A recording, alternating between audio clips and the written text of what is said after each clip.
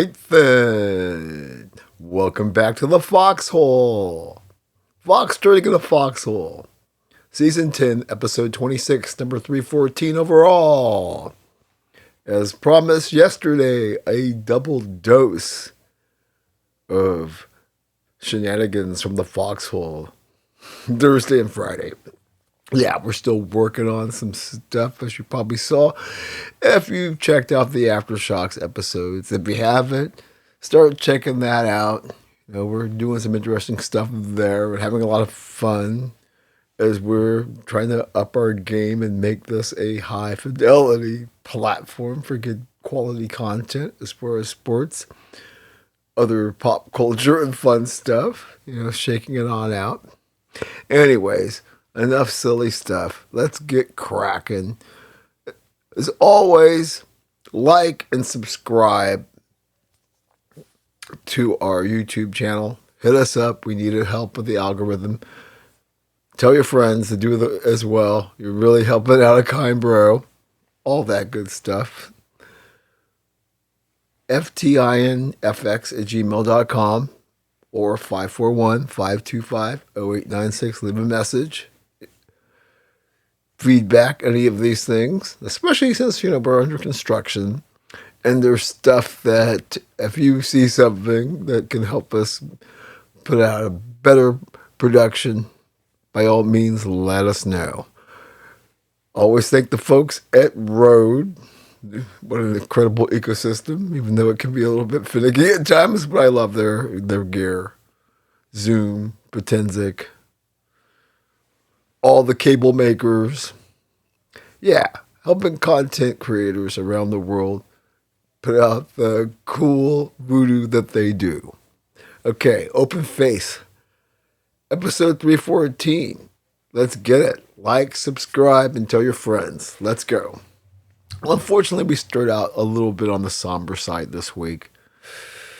Right? Some serious RIPs all around in the sports world. I'm sure I might be leaving people out. It was so significant. I mean, Jason Collins, a trailblazer, not Portland trailblazer, but a trailblazer as far as being the first openly gay player in the NBA. That we need to make that distinction, but it is worth pointing out, that some folks even salty giving him praise. Him and his twin brother both played at Stanford. I mean, Craig Morton, 2 Super Bowls, Cowboys and the Broncos. He even played with the Giants for a cup of coffee. Charlie Neal, longtime broadcaster. The legendary Eagles, 49ers, and Seahawks tight end, Charlie Young, which I have a great story with my dearly departed brother Greg, who saw him at a Rotary camp in Fresno way back in the day. Brandon Kark, which is sounds like a really bad story. Captain the Grizzlies. Say it's like an OD or something crazy like that. 29, that's not good. Obviously, Jim Colbert, the legendary bucket hat golfer, Lots of success on the PGA and senior tours. So a lot of folks crossing the Rainbow Bridge in the sports world at once. I'm sure I've left some people out, and but the main thing is always from the Foxhole. We send our condolences to the families and friends, and the fans who had deep connections to cats like this. I mean, there's a lot of stories to be told there in this group of folks all crossing the Rainbow Bridge at once. Okay. Speaking of, the other side of midnight, as far as this stuff goes, the Nevada, I guess it's the Nevada Parole Board, but I'm sure it's called something else. But folks who sprung OJ out many years ago, because it was a 9-33 after all, but they said, okay, after the 9, murderer, you did your moment inside. We can't keep you in much longer. And so, based on that, I will not be surprised when Henry Ruggs, yes, that Henry Ruggs, the former Las Vegas Raider, who after a night, was it out at Top Golf? I think it was. Getting your ill on with your lady, and you ended up taking out the lady and her dog and creating all kinds of grief. And then you were working at the governor's mansion, and people were like, hey, you're having it too nice. But pretty much they're going to let this guy walk because he has spoken to people in the know, and he feels that he may have a shot at playing again. I mean, I don't know if it's one of those things that, hey, you're Reuben Carter and you somehow stayed in shape. I'm not doubting it. It'd be a great story because I'm pretty sure, based on OJ getting out, this cat's going to get out. Just in that weird way. More to come as we move on. You know, I talked about this on Aftershocks yesterday.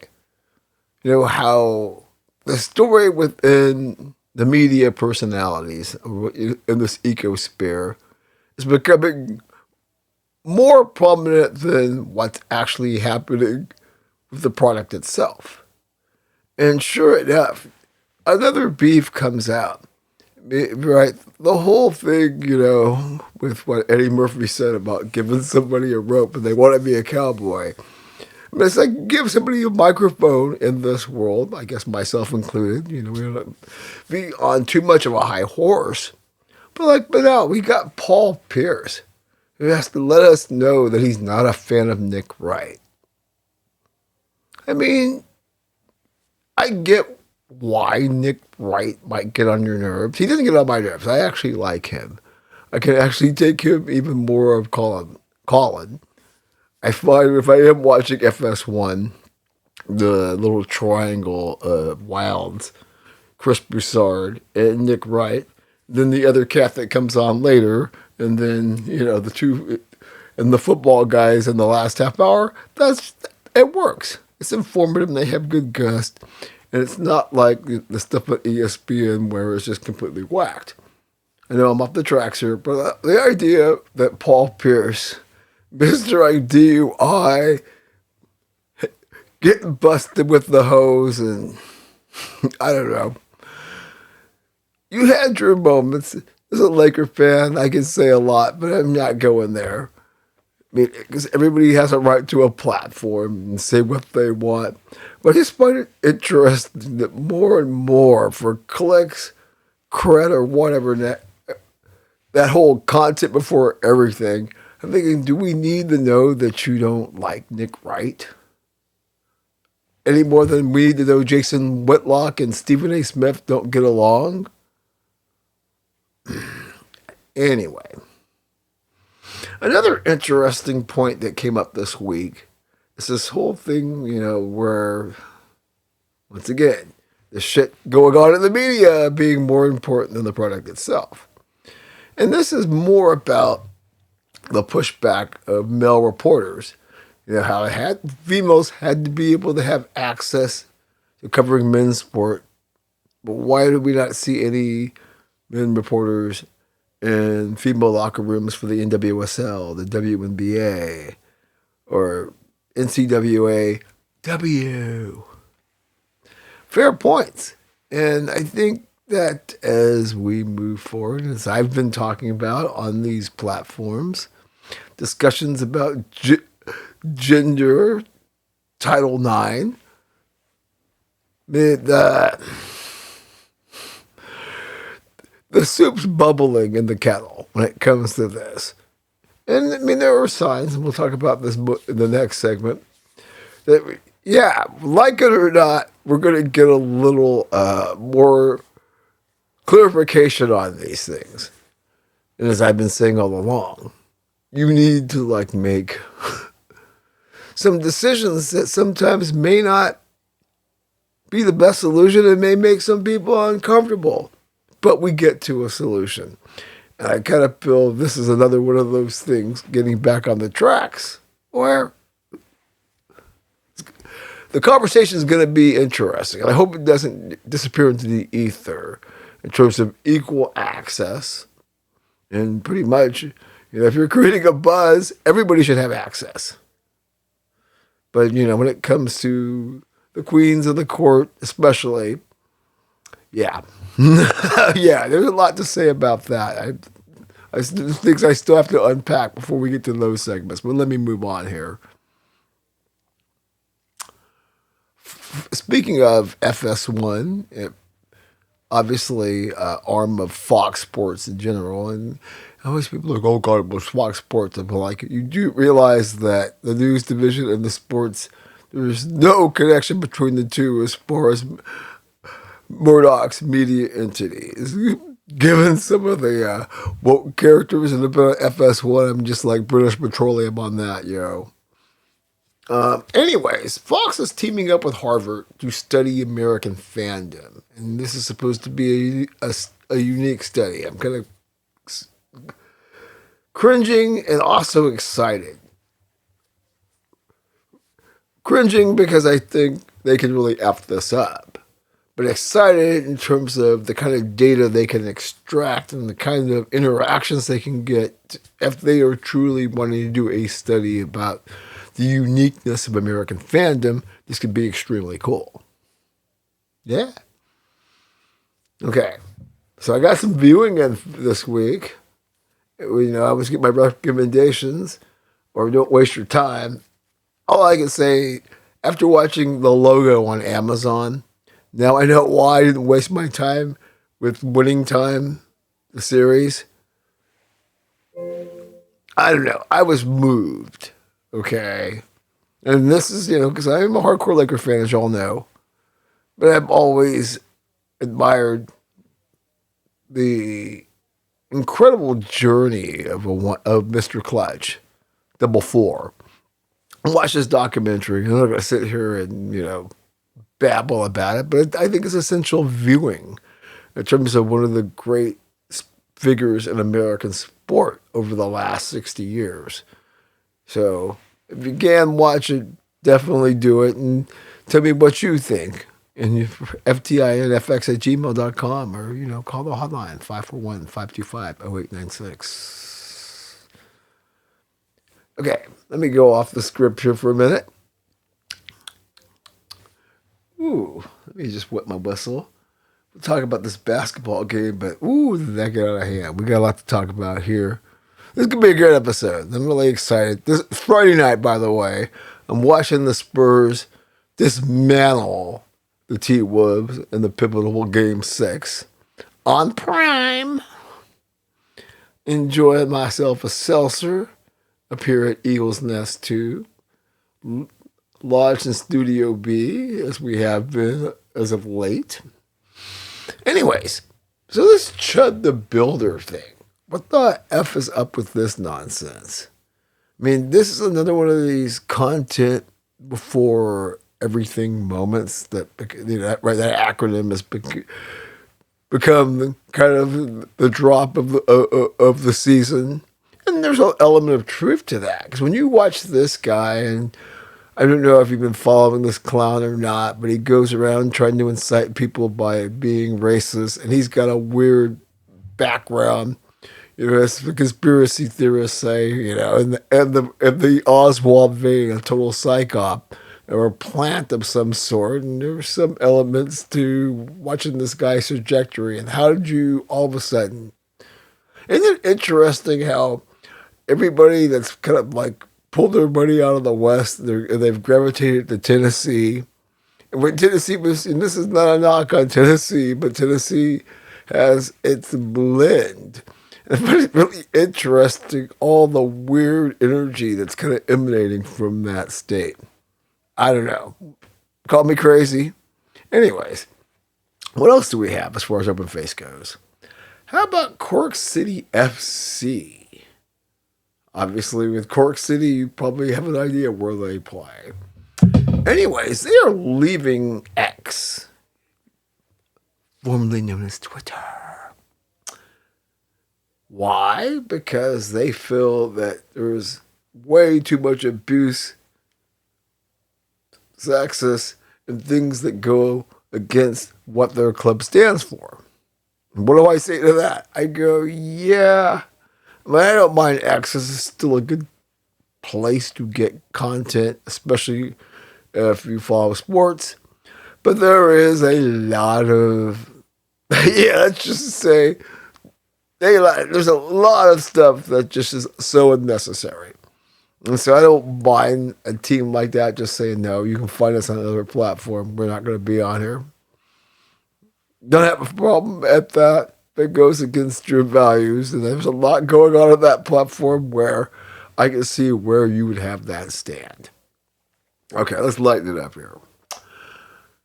Well, it's always good to see Clyde the Glide Drexler, since we are in the P&W, getting some spice.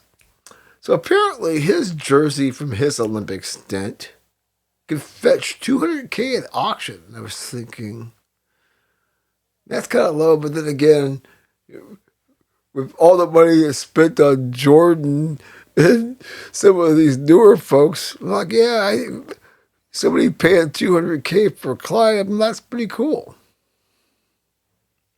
Okay, winding this one down, this segment at least. So it is confirmed that there's going to become a world full of spears. And I'm not sure when the one that's supposed to happen, over in the DMV, but we know now that the one in Abu Dhabi is going to be online by 2029. I'm going to get that shit up quick. Pardon my language. Yeah. Problem is, all these people are like, dude, that's going to be cool. Go to trip. I'm like, yeah, but you won't be able to have the psychedelic experience and the party experience that you have in the Las Vegas Spear. And maybe you're going to have the one in the DMV when it's over there. Ravers, you're going to have to chill. And okay, on the way out of this segment, well, it's good to know that our girl Brit is still out there doing Brit kind of things. Thank you, Britney Spears, for being the gift that keeps on giving. And you had to make sure in 2026 that you have been providing little gift bags to all of us. Now, I haven't really had time to substantiate all this latest crazy shit. I guess knife wielding again, getting caught in a liquor store after you've been in rehab, which is fine. I mean, hey, I'm sitting here drinking a seltzer. So, but it's just, oh, wow. And for me, as always, being one that's just here for the comments, all the people defending this whackball woman is, that's as mystifying as whether or not she's crazy as a fox or she's just stone cold insane. And I don't think the truth lies in the middle on this one. Okay, folks, we're cooking the shrimp and getting the turf ready to go for a fiesta meal in the Foxhole. When we come back, we'll take a look at the high view, or we'll get on the plane and take the high view above campuses. If I can stumble my way to the next segment. Be back in a moment.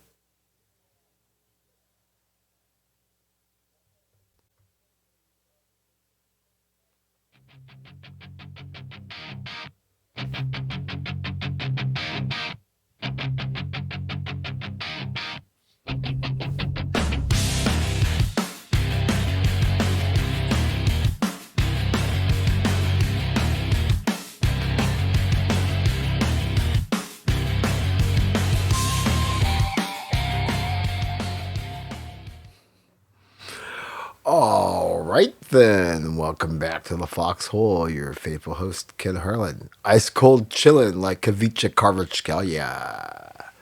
Hell yeah, we are. Whew. It's a Friday night. Probably a little bit calm on the roads, which means we won't know how the bars are, but it's kind of early in the night. So that means we'll probably be able to get a lift and sprint our way down West 11th.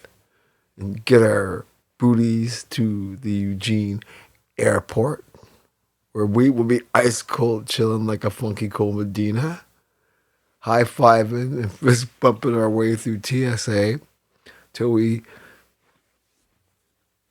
dance in the streets and the aisles till we get to the tarmac where our Gulfstream, shimmering that is, Gulfstream G650 awaits us, which is going to get us to our cruising altitude of 43,000 feet as we take the high view over the campuses of America. Yeah, I know Apologies for stumbling over our words. It's been a long 2 or 3 days. But let's see what's going on high above campus this week. The 43K view. You know, one of the things that I find really troubling about the landscape we're in right now, it's one thing to not get your arms around this NIL or the absurdity of the transfer portal.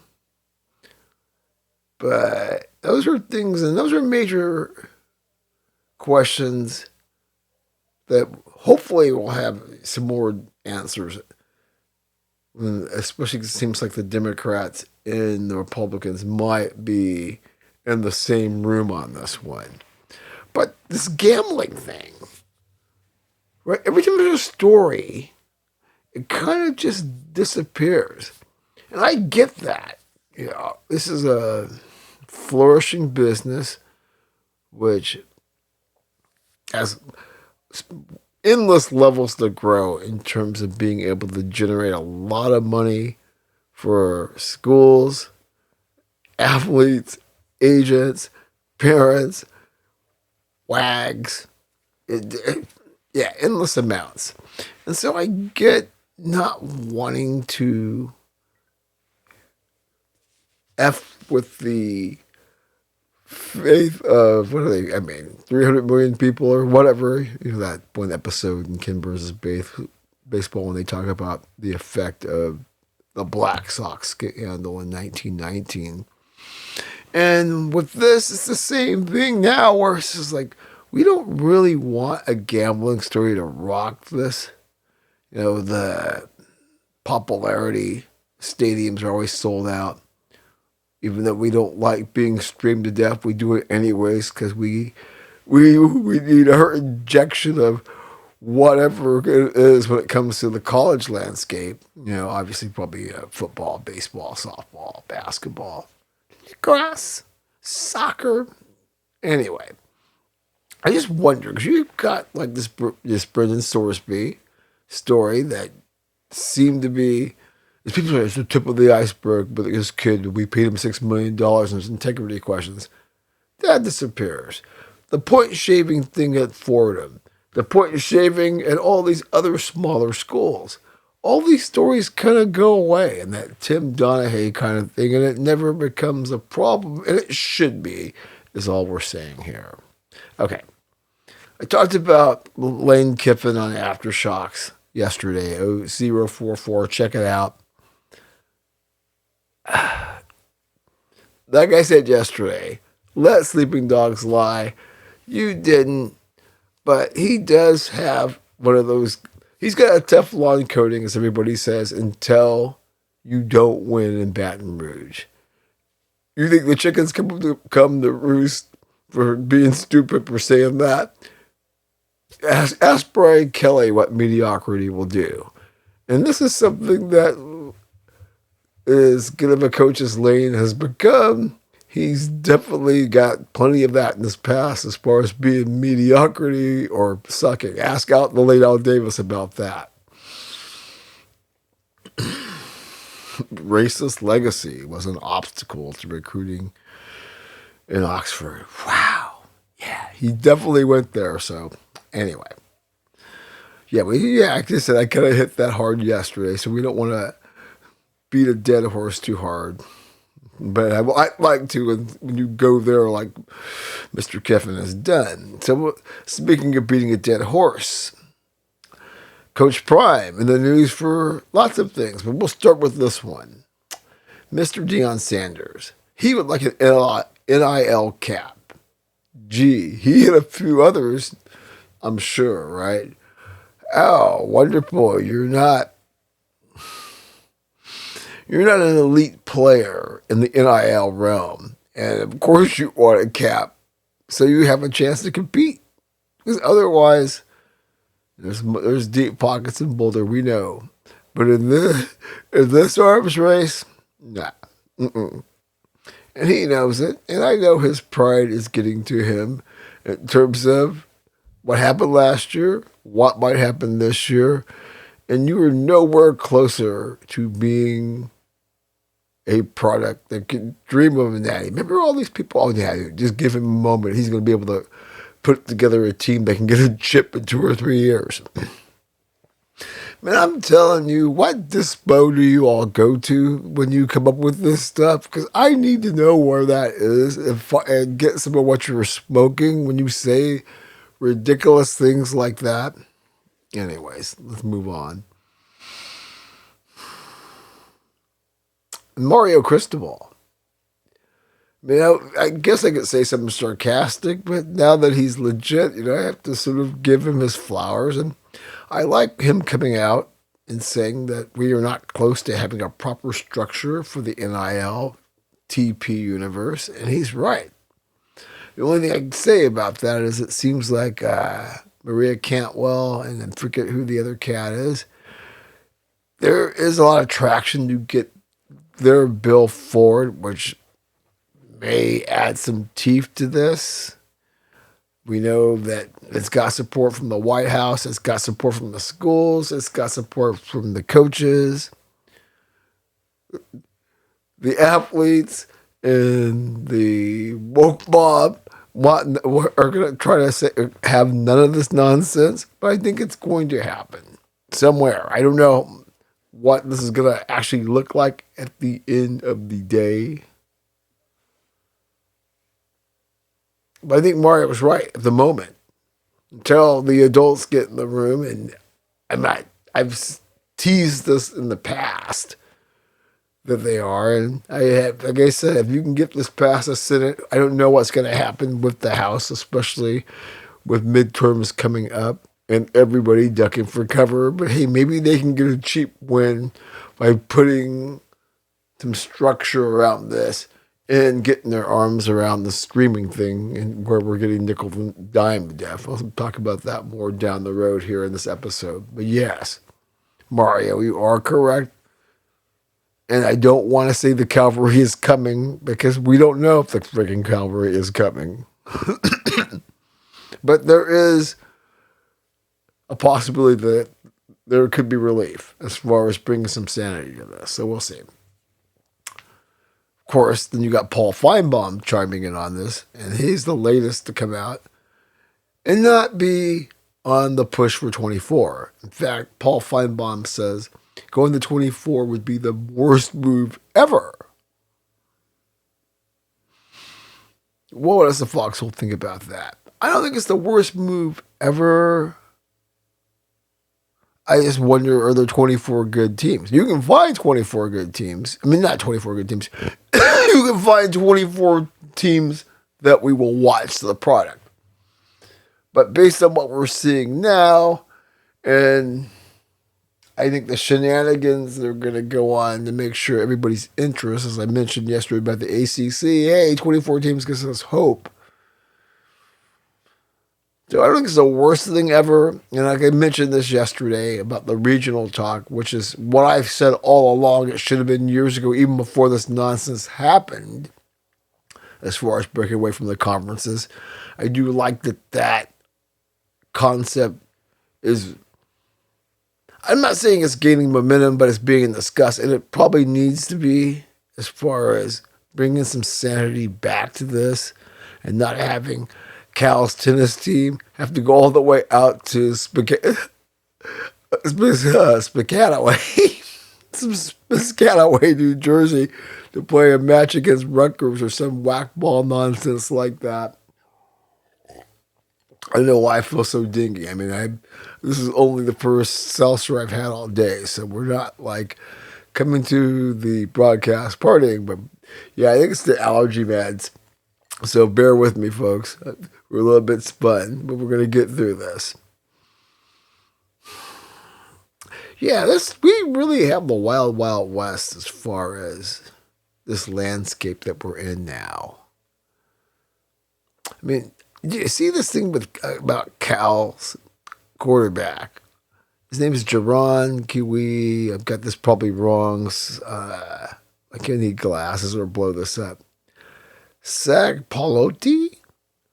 Okay, I know I probably butchered that. Apologize to the kid. But anyways, his folks came out and basically said that schools were aggressively talking to them during the regular season last year, 2025. But we think homies would be better served coming to us.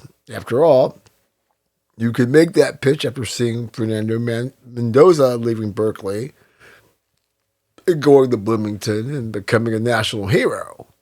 So it would be logical for unscrupulous schools to be just like, you see what Coach Sig did for Mendoza? We could do that for your kids. Because this kid is highly thought of. Credit to his folks and him. And I don't know why they had to drop that kernel other than maybe they're just like saying this is how, I don't know, predatory this whole thing is. Or, somebody say, hey, you want to drop a dime on somebody. Interesting how any of this stuff ever comes out. Like I said, that a lot of crazy stuff going on here, right? And so let's dial it back a little bit. Let's talk a little softball as they're getting ready they are having their big party now as far as the regionals are concerned. And I think it's interesting that in the softball bracket, I spoke recently about the Big Ten's dominance, but the SEC is pushing back. In the softball, I think it's interesting. The SEC has 6 of the top 8 seeds in the NCAA softball bracket. I'm like, oh, really now? I thought the Big Ten was taking over the world, according to everybody else. But it's SEC or Big Ten. But really curious to see how these results play out with the ladies over the next couple of weeks. Big kudos to, let's see if we got this here.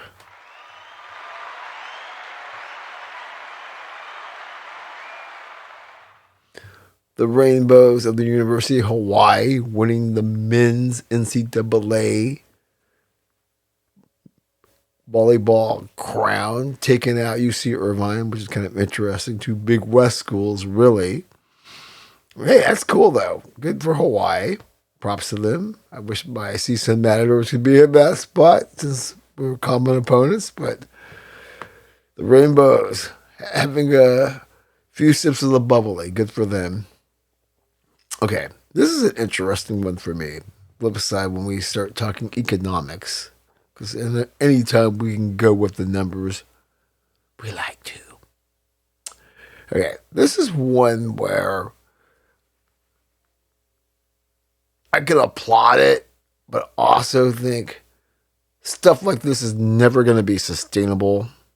So Arkansas is another school in recent weeks where they reinstated a program, men and women's. In this case, it's tennis. So obviously somebody saved the day and cut a check to get some funding for I don't know, 2 to 4 years. And I'm sitting there thinking, okay, that you're going to have sports on campus, and we clearly know that folks that have ties to these schools have deep pockets. But it's not going to be sustainable for these non-revenue sports. I mean, is somebody going to give them $20 million so the tennis and wrestling programs in Arkansas or Nebraska can exist? Right? As long as they need to? Probably not. So I don't know what kind of infusion of a program like this. I mean, I'm glad. I just wonder, is it, putting one of those tiny Band-Aids, on a major, because, all these accidents people are having, especially kids with e-bikes and illegal, what do they call them, e-motorcycles. So one of those where you really F up your knee and just put one of those tiny Band-Aids on it, and I have to wonder about this. Okay. And because there's so much going on here, right? As far as the interesting money pot that is this college athletic ecosphere, and then the reality on campus. For example, Portland State up the road here, they're getting ready to axe 52 faculty members, getting rid of 2 programs. I just saw this big op-ed from the Daily Emerald, which is the paper for the University of Oregon, which asked the question, is Phil Knight's largesse when it comes to athletics and what that's done, is that a big enough payoff for the student? What are they really getting out of it? And of course, the Duck loyalist, they came with both barrels. But, it's an interesting conversation when, yes, the athletic department is its own sustaining entity, but then the president of the university comes out and says the school has a $65 million deficit, which means there will be blood. And I always listen to the people on the sports side of it talking all their nonsense about, well, blah, blah, blah, blah. I'm like, and you're defending this when educating ourselves so we don't have a bunch of dipshits sitting there looking on their phone all the time, actually trying to make this a better world. Shouldn't that be kind of important? As opposed to, well, gee, that elusive natty we don't have? Anyways, ain't picking on the Doug Nation. I'm just like, it's just the whole thing. It's the theater of absurd when it comes to these schools who have all these fiscal woes, but yet nobody ever wants to look at the athletic department and say, what the fuck are we doing? Pardon my language. All right, folks. Let me move into like some more safer territory. We'll be back in a moment.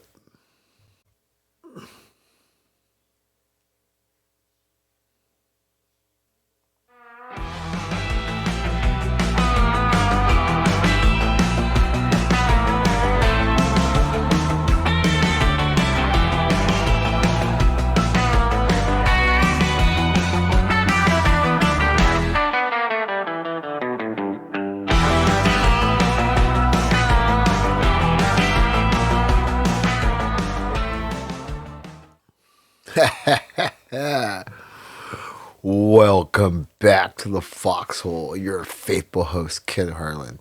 Ice cold chilling like Kavicha Kvartskhelia. My favorite number 7. Okay, this is time for one of our favorite segments of the Foxtrotting and the Foxhole podcast. Something you should probably know. Or things that happened this past week in the world of sports you want to know, you might want to know or even care about. See, we can't even finish a sentence today. We're so beat up. I mean, it's a long week. Always fun when you try to stack a lot of content together, as much we've been doing like 3 or 4 days in a row this week. And you get to this point on Friday where you have to do the regular show, and then you did video yesterday, and you're working on making this video as well, along with audio. And you actually get to the point of doing your show, and you're just like, wow, I'm kind of fizzled. And so we're just having that kind of day. So thanks for bearing with us. We're going to make it fun regardless. Anyway, so let's go with something you should probably know. See what we got here. Man, Tiger. Back from Switzerland. In the news because the judge says FYMF. Yeah, we want to see your prescription records. We want to see what kind of shenanigans your ass has been up to. I mean, come on, man. Which is kind of funny because you still have some people who are going to say, you know, what? It's none of your business. And I'm like, going, well, geez, I mean, if it's somebody's business, maybe we'd still have Elvis and we'd still have Prince and countless others that were able to do that thing as far as, I don't know, what do they call that? Running your own prescription mill, or having your contact handle your prescription mill. Anyways, hopefully he just focuses on staying out of trouble. We don't expect to see him back. We got Rory Boy. We got a cast of other folks to entertain us. We don't need to see that sideshow shit show anymore at this point. Just go, everybody, spend your money, make Charlie into a great golfer for the next gen, and you'll be cool. PGA at the halfway mark, because this is the third major, or second major, excuse me. And, at Ironic, outside of Philadelphia, nobody's really running away with it. The leaders are, I think, what? -4. Scotty's still there. Rory, in spite of being ash yesterday, he's right there where, what is it? I mean, I think, what is he, like +1 or +2? So that's good as far as that goes. I mean, Scotty's pretty steady. I mean, obviously the conditions out there were a little bit challenging. But he's right there at -2, which I think he's like 2 off. You got a mix of some notables, I mean, other than Scotty. I mean, I guess you could say, God, was it Matsuyama's up there maybe? I mean, I know these folks because I keep, I follow golf, or I try to. But yeah, it's going to be a good weekend, basically, when you look at the turn. Give Roy some props. He shot like a 74 yesterday, and I liked that he got really colorful with the media afterwards. And then you see him go out there on the range for like 4 hours afterwards trying to dial it in. Just like, God grief, I like that kind of. Saw Scotty kind of doing something similar. I was also kind of curious about Jordan Spieth because obviously this is the silent assassin needs this so he can complete the career Grand Slam. Kind of thought there was a shot. I'm looking at him now, and I think he's at +1 or 2. I don't think that's going to happen for him unless he gets really hot. I'm not seeing it. Man, good grief. Bryson, good. He was just stinking it up. Give him this, though. I mean, what did he birdie like the last 4 holes and still was like +6 or +7, which is absolutely crazy. But yeah, we're looking forward to the final 36 holes. See who walks away with the Wanamaker Trophy. So that ought to be fun. It's good to see the Indy circuit back on the radar with Mr. Lundgaard winning the road course at Indy. Other big story this week as far as auto racing is concerned. How about Catherine Legg? She's going to try to be the first woman to do the double. Yeah. And what double is that, Mr. Ken? And that is the Memorial Day double. Memorial Day weekend, where Miss Legg is going to run the Indy 500 and then get her boo-boo down to Charlotte and run in the World 600. Well, now known as the Coca-Cola 600 or whatever it's called. But yes, the World 600 is some of us old school folks still call it. Which is going to be interesting to see how this is going to be managed, but because we're a world that still falls for these silly narratives about being the first to do this and that it's supposed to be a big deal, I don't care that she's a woman or whatever. If you can pull this off and be respectable as far as the finish goes, get down with your bad self. So yeah, I think it's going to be fun.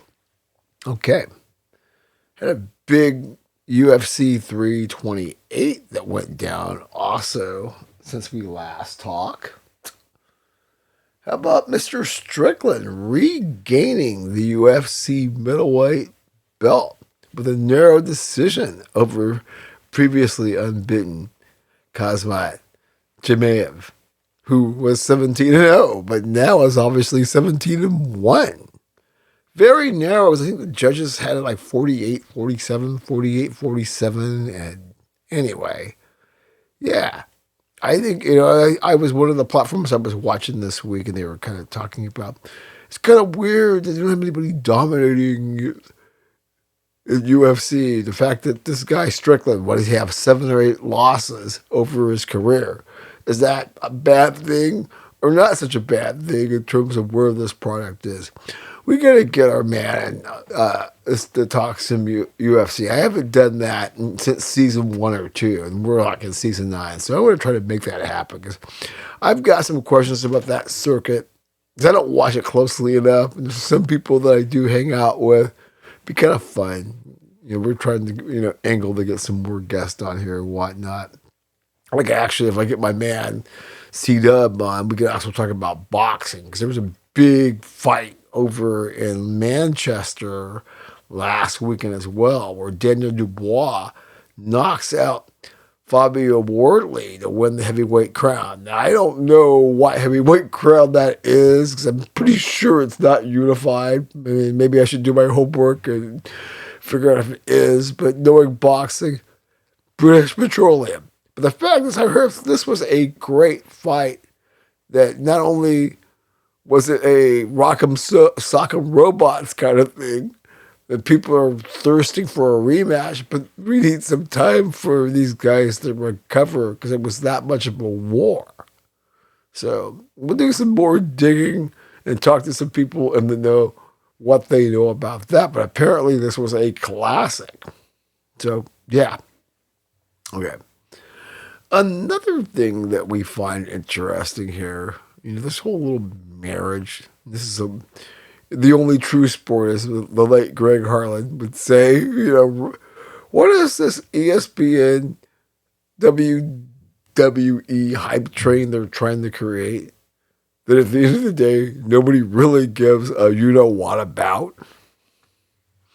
Now, I know there are some people on my platforms that talk still about WWE, but in general, it's kind of like a rotten corpse, isn't it, at this point? There's always going to be a cult when it comes to wrestling, and, more power to you folks. Right? Go knock down some Super Soccer with Jen, we're all cool with that.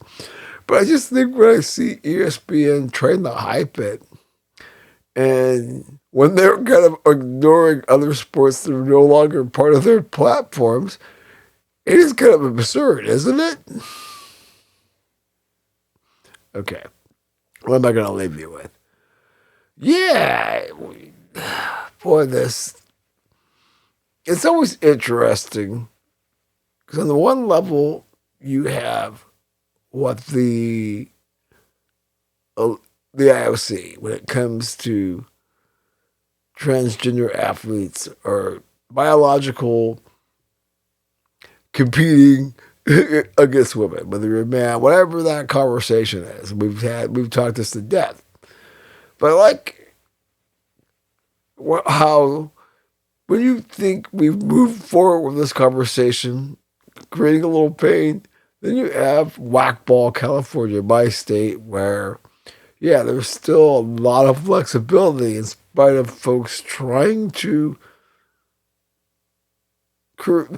create and define the boundaries of how the sport should be governed when it comes to that. And then we see, what's this girl's name? A.B. Hernandez. So this would be in the southern section of California. How, especially in Southern California, it's broken up into the city and then the CIF is everybody else. And so Section 3, this lady, she dominated in 3 of the field events, I believe it was. And of course, the usual suspects losing their minds over it. I'm sure Riley Gaines, who we haven't heard from a while, if I looked hard enough, I'm sure she almost had a coronary over it. But yeah, it's interesting, and as we're moving in the part of the calendar, stay tuned. Break out that Rojo salsa. It's about to get very spicy up in this bee. All right, folks, we are grinding through the universe. When we return, we will talk some association and maybe some queens in the court. Sit back here and get elevated, and we'll return. We're going to cook even more. Be back.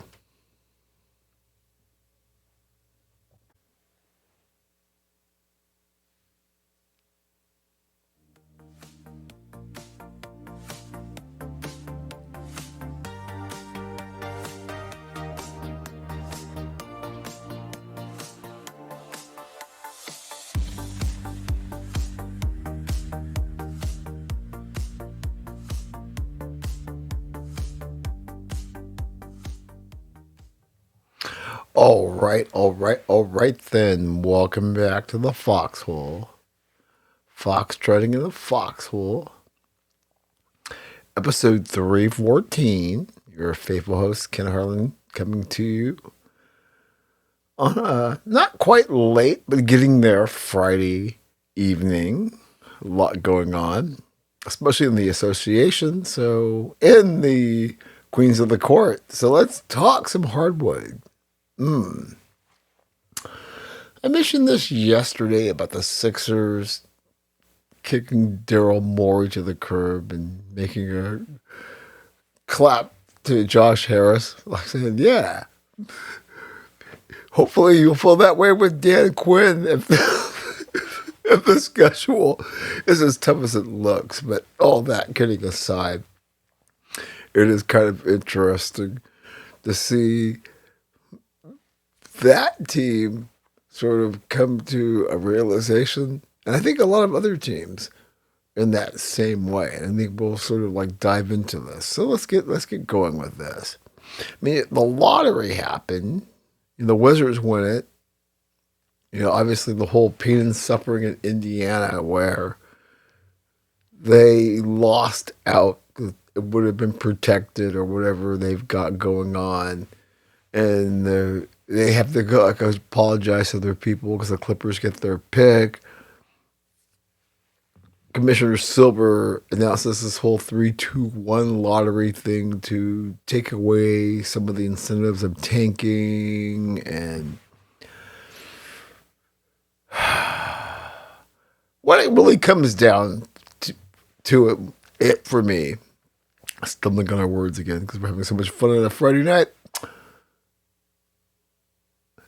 If it's a deep draft, and this comes down to how we're developing players in this country, having lots of Cooper Flags and his former teammate that's ripping it up in Charlotte, why is this a problem? And with plenty of European talent, are we going to have generational players every year? No, we're not. But we're not pretty damn good players at this point, given the level of athleticism and the way the game has changed to make it more skill-based as opposed to being able to do bully ball all the time. Yeah? So why are we making such a big deal? We should be focusing on developing the talent. And now that you have an avenue to do that, unless you're generational where you can be one and done, there was plenty of incentive to be a Steph Curry and be in Davidson for the time that it took for him to become the all-time that he is. Yeah? So, I don't know. I think we've been overblowing this stuff. And it still comes back to load management, bro.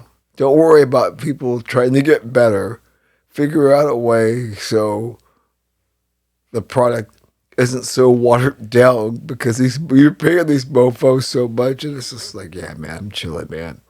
I'm going to bust out my Fortnite, get my Dispo hookup, couple of drinks, and whatever other entertainment, double wink. I know I'm so mean. But I probably ain't lying either. Okay. Yeah, these allergies are kicking my butt. anyways, I think the Wizards are going to be an interesting story. I don't know what they're going to do with Anthony Davis, which is going to be very, very, very, very interesting. But I think the core they're building, they might want to see if AD is committed to rehabbing and coming into camp in fierce basketball shape where you could spin it and trade him and add some assets to this young core that you're building. Obviously, we've seen what happened in Portland and with the mix of the right veterans. And I think, Trae Young's obviously over there. But with AD, I don't know. I mean, the Wizards are an interesting story.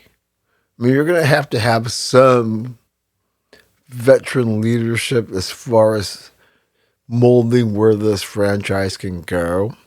But I think that's going to be a great story over the next 2 seasons. Well, the potential is there for it to be if they don't mess it up. We talked yesterday, and I think I mentioned this yesterday. Maybe I didn't, about Kerr signing a 2-year extension to stay with the Warriors. I know a lot of folks have been trying to chase him out. He knows he has a gig in the booth afterwards, just like McVay. So I think guys like that, they can kind of work on their legacy. Their legacies aren't good. More so Kerr, because Kerr's got way more, street cred as far as the rings as McVay does. McVay is, we're impressed with him, but whether you like the Warriors style of play, yeah, it's pretty cemented. But more rings, somehow getting Kerr up with Curry, maybe even further than that, if the right retooling, why not? You have a career afterwards that you don't have to rush to get to, like Tom Brady did in football. And I feel this way with Kerr, and I don't believe the way the last couple of years have played out with the Warriors, this is the way he wants this era to end. Because people like myself and other basketball historians are kind of sitting there like, well, this is a good era, but it's not really all time. However, if they were to somehow rise from the ashes with Steph, Draymond, and whatever else they could assemble and steal another ring, we'd have to have another conversation, fair to say. Okay, let's move on.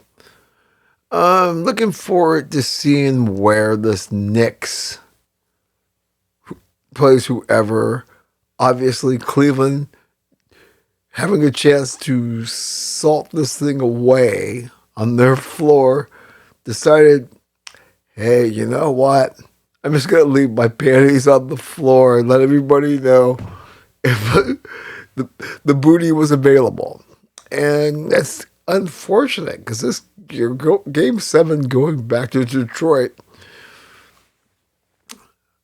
What do we think about this? Well, it's like 2 teams that nobody believes can win when it comes to Oklahoma City and San Antonio on the other side of the equation. And the Knicks look pretty formidable thus far. They're going to be yawning watching these 2 teams.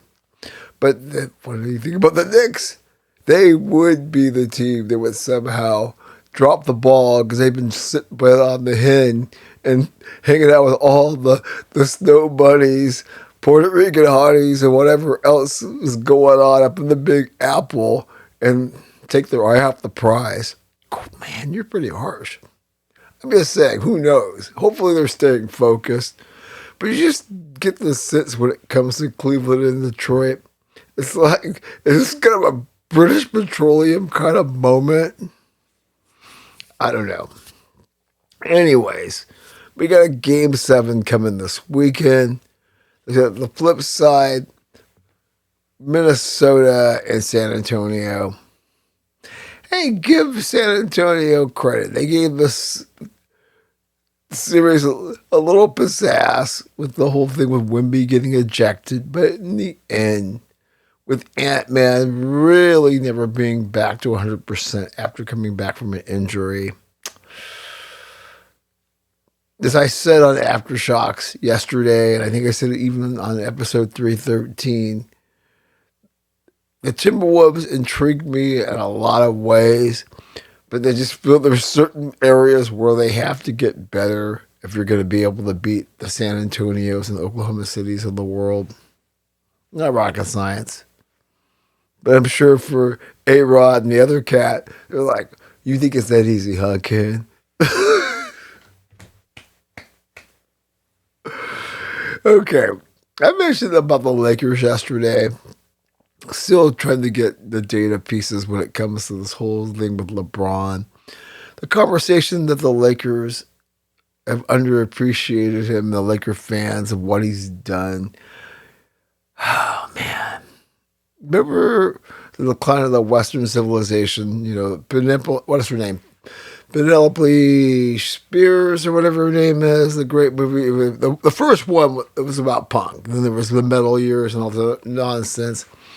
But when was it Leaving from Fear, who said something about eat my fuck or eat my brown eye or whatever it was. That's kind of how I feel when it comes to the Lakers. When people saying we took LeBron for granted because of how bad we were the last years of Kobe and with the young guns. Yeah, we sucked. But the standard was always the standard when it comes to the Lakers. And LeBron only winning a COVID championship, you know, my feelings on that. I'm never going to say it's illegitimate, but you had to win more. And if LeBron has played his last game with the Lakers, and the fact that Jeannie Buss acquiesced and drafted his son, we probably could have got somebody with some true D-O-double-G. I don't want to hear any bullshit about we taking him for granted when all we have is a COVID championship and a whole lot of mediocrity. And I'm not saying this as a Laker fan, I'm saying this as a basketball fan where he didn't hurt his legacy, as I said yesterday in Aftershocks. His legacy is what it is. If you know anything about basketball, your mind is pretty much made up. If you're like Uncle Shay Shay and some of the other wackos that, you know, are riding the guy's jock, reality's never going to seep in. You know, for those of us who are grounded in reality, it is what it is. We understand. And give the king or the self-anointed king his place in history. It may not be as high as Rich Paul in the cast of LeBron Sips think it is, but so be it. Whatever. Man. Okay, we're cooking here. We love this time of the year where basketball is starting to wind down, but there's plenty to talk about. We haven't even got to the Queens yet, but I'll leave the NBA on this one. Speaking of legacies, man, it is really getting to be a stinky diaper when it comes to doing the post-mortem on Doc Rivers. But pretty much he was so checked out, or at least if you want to believe, you know, what's his face, Miles Turner, basically saying that, yeah, there's no rules. You can be late because if Giannis shows up when he shows up, they're thinking, as my brother Jeff said, you know, that no wonder the Bucks cratered with this Doc basically running an Animal House type of organization where people just do what they please, and we don't even want to know as far as the Tawdry side goes. But the proof is in the product, and the product hasn't been good, and this is why Doc. Where we had that conversation a few weeks back about Doc and Doc as far as their Hall of Fame credentials go. Yeah.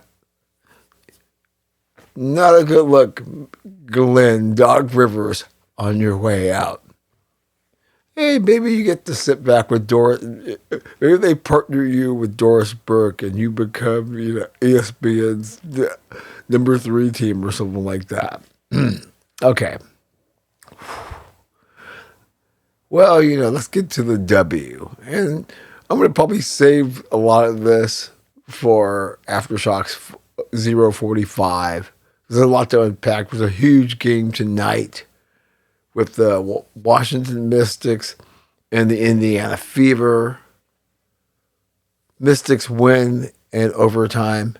But Caitlin Clark, to all these people who, as I said yesterday, are on the ledge, she had like 17 in the fourth. Back Sonia Citrone, being the badass that I knew she is, had an incredible night. And so there'll be so much content to dig through over the next 2 days as far as that goes. I don't want to go too crazy there. But it's like so funny because it's been such an interesting week. So the Fever are now 1-2. And I feel that the way things went tonight, all the simps and weirdos. I mean, I was telling Andy G next door, a friend of the show, the OSU man of the hour, the amount of live streams, this cult of Caitlyn, and folks who just sit back and get streams and just like, yeah, we got it going on now. We have it. We have our queen back. And this is people of all colors. As a matter of fact, there's more brothers who are Caitlin Clark simps than I see people of other races when it comes to making content and doing like live streams. It's absolutely fantabulous and kind of weird to watch at the same time, but yeah, you can't make this stuff up, man. But anyways, it is. I talked about this yesterday, so I don't need to get too crazy. Especially, like I said, the way they were down by 14, I think, in the third quarter. I'm gonna let this marinate a little bit more as far as where we are with the Queen. I spoke yesterday about the others in the world not getting any love. There is definitely a lot of stuff when it comes to Miss Fudd and Paige Beckers, and of course, Fudd and Miles, because a lot of people think either Olivia Miles or Lauren Betts should have went long before Ozzie Fudd in the draft. A lot of great content out there, whether it's Keep the Vision, Ben Daniels, some of the other folks out there, in terms of what a mockery thus far, because it's way too early after 2 or 3 games to really say this whole thing with Ozzie Fudd is a complete disaster, especially when it comes to, hey, when you can have a chance to have the number 1 pick and you can make yourself a contender as opposed to somebody that you are locking lips with. But this is why this league is a train wreck you can't pull your eyes away from. Yeah. Okay. Lastly, in this extended hoop session, kudos once again have to go out about Lisa Leslie. Yeah, that Lisa Leslie being the first lady hooper to get a statue outside of the Crypto.com arena, for those who may not know that we call where the Lakers Sparks do their dance in the Kings, the crypt as I call it. Yeah, I'm way cool that Lisa Leslie is getting some love and joining some of the wonderful folks who have been part of LA basketball and hockey over the last 60 years. Glad that she's getting to join that pantheon. All right, folks, we're cooking. We'll be back in a little bit.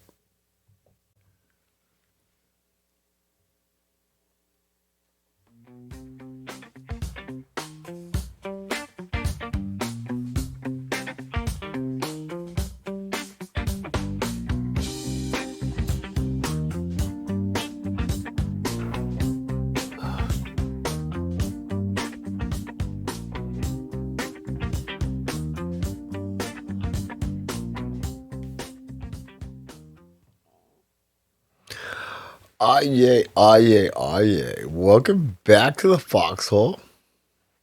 Foxtrotting in the Foxhole, episode 314. Your faithful host, Ken Harlan here. Ice cold chillin' like Kavicha Karvachkalia. Okay, let's get on the hippie bus for a brief minute. It's time for the Night Full of Diamonds. You know, the segment where we talk a little baseball, but because we can intertwine a little pop culture as far as the Nightfall of Diamonds with the dark star crashes, mirrors, shatters. Once you're on the bus, you're always on the bus, as they say.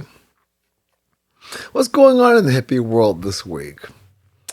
Well, all I can say is the gangsters of the underground, you're warming my heart. Keep doing that voodoo that you do, as the late Harvey Corbin would say in Blazing Saddles.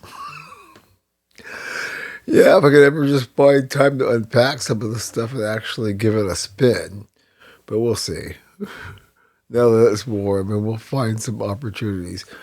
I'm telling you, man, it's always kind of hard finding some opportunities to, squeeze in all the content that's becoming available.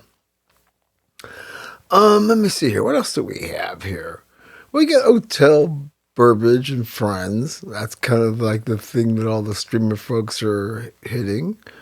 Been talking to my man and Ben, friend of the show, my man OB, a true OG. He says it's all right as far as Hotel and Friends goes. A little too many repeats and a little too heavy as far as the JGB flavor of the set list. He would like to see some more hardcore Grateful Dead stuff where Steve Kimmock, the Mighty Toaster, could actually stretch it out a little bit more. I know I haven't had a chance to check any of this stuff out. I may have to sit there and do a deep dive while I'm doing some content stuff. So I'll let you know how that goes. I think another interesting thing, this is still kind of four-way window pane related, especially if you grew up the way I did. Anyhow, I'm a big fan of The Who. Or maybe you don't know, but I know a lot of people who do listen to this podcast, when it comes to the bloody Who, they're fans. And that's always cool with me. But I find this really interesting. So Pete Townsend, good grief, where are we at? He's got a birthday coming up here real quick in 4 days. He was right. War baby, born right at the end of the war, 5/1945, I believe. Anyways, I hear that he is signing a 9-figure image likeness, all that kinds of deal. And I'm thinking, well, shit, you 81 years old, and you're signing a 9-figure deal for all the stuff, so the Who's properties or the things that you wrote could be hoarded out even more. Are you going to live long enough to enjoy it, or what are you going to do with a 9-figure deal? Or maybe because you and Roger are so bitter that people have been pimping your stuff out of the underground. It's well, I just want a big payoff just to tell you all your MFers. Anyway. Okay. Dark Star crashes, mirror shatters. Let's get off the hippie bus and let's talk some baseball. So this is going to be one of the more funny things I've seen in 2026, in a year that, as most of the years of the 2020s, keep on giving and keep on keeping on. Folks being salty at going to, it used to be Miller Field, but I believe it is called now American Family Field. And they see a plaque honoring C.C. Sabathia. And the guy lost his mind because, basically, you played half a season there for one playoff run. And the last time I checked, we didn't drink any champagne. So why the hell are you honoring C.C. Sabathia for his short stint in Milwaukee? And I have to say, That was something that I saw this week that made me fall out of my chair and laugh my ass off. I know it's the little things. Okay, what else is going on right now as far as MLB is concerned? I spoke about this a while back with the Rays and this whole thing they wanted to take over this district as far as their next ballpark is concerned. You know, it's going to be one of these executed mixed use of a state-of-the-art stadium with an entertainment district, which is the way of the future, as we've been talking about on this platform for a while now. And the Rays have a tentative deal to move forward with this stadium plan. So, hey, thumbs up to the folks in Tampa Bay, but it does create another interesting question, because this is one of those teams that a lot of us thought, if there is going to be movement, it's probably going to be there in play. You know, a lot of folks were like, if Portland is in play to get a team, it would make sense. But no, the folks in Tampa St. Peter say, oh, hell no, you ain't getting our team. Good for them. Speaking of the Rays, they're the hottest team in MLB right now. I believe they are winners of 8 of their last 10. This is last night, so I haven't had a chance to look at the results for tonight since we're doing this at night. And I don't have my computer plugged into anything, so I'm using my tablet to look at the outline because I ain't cool enough to have a teleprompter. Anyway, they lead the Yankees by 2, something to keep an eye on. Something else to keep an eye on, the Phillies, Kyle Schwarber. The Phillies right now are actually cooking as well. He's his 18th home run before the end of May. Mid-May, really. And the thing is, he's got 18 knocks, but isn't it interesting?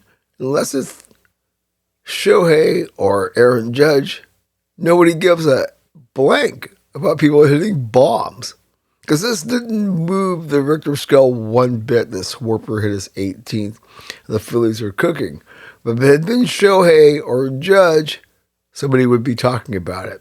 As we like to say, am I lying? No one cares. Okay, so on the watch list, in terms of teams that might be heading to the outhouse and having an extended stay if they're not careful. Okay, Houston, they're 3-7 in their last 10.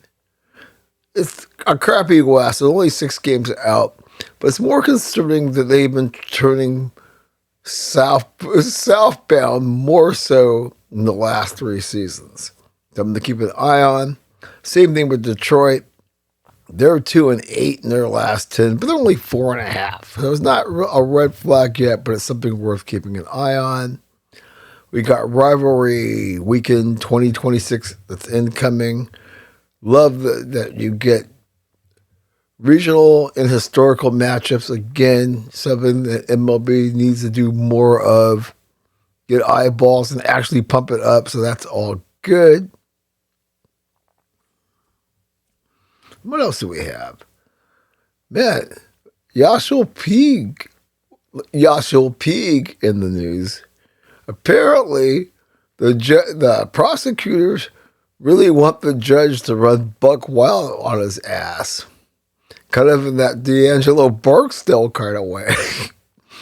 But yeah, what I'm hearing as far as how Mr. Puig should be dealt with, they're like, yeah, we want you to throw the book at him. We'll be keeping an eye on that. In the meantime, let's hop on the Zamboni and take a ride around the ice rink of life. What's going on there? Or what's going on around here? You got VGK, Vegas Golden Knights, making all sorts of news. It's one thing to dispatch the Anaheim Ducks, or Mighty Ducks, took care of them in 6. But I guess they've got some really broom up their boo-boo where they don't want to talk to the media. And the NHL is basically like saying, well, FYMF. And we're going to take away your second round draft pick. You don't already have a pick, and you've had a history of trading them away, so this could be very impactful. They'll probably sit and break bread, and the penalty won't be as harsh, but I really like the NHL basically like saying, no, you don't get to be the belle of the ball and make the rules. You're part of our thing, and media access is something you've got to do whether you friggin' like it or not. And you won the damn series, so why are you being Marie Antoinette, telling them, let them eat cake? Just saying. The Avs send the Wild packing. So yes, it's going to be an interesting matchup with the Avs and Vegas Golden Knights. Looking forward to that. On the other side of the equation, Les Habitants, the Canadians, get a big win last night. They lead the series of the Sabres. And the Hurricanes are waiting and saying, hey, somebody's making us a sandwich while we're waiting for you guys to handle your business. All right, folks, that's what's happening on the diamond, on the bus, and on the ice. When we come back, we will go pitch side, talk some beautiful game life.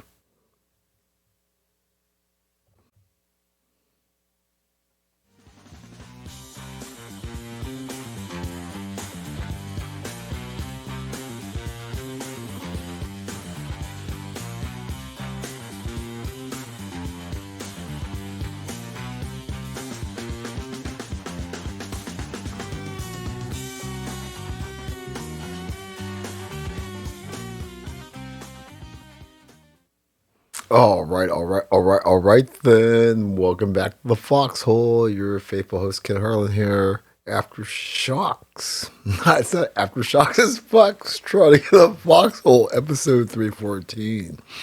Maybe that's just my way of telling you to keep an eye on Aftershocks. A lot of content getting ready to drop there.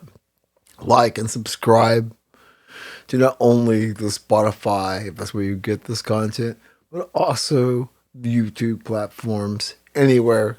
Give a brother a like. Tell your friends to do so as well. You'd be doing a wonderful favor, and I would truly appreciate it. You'd be on my favorites list forever.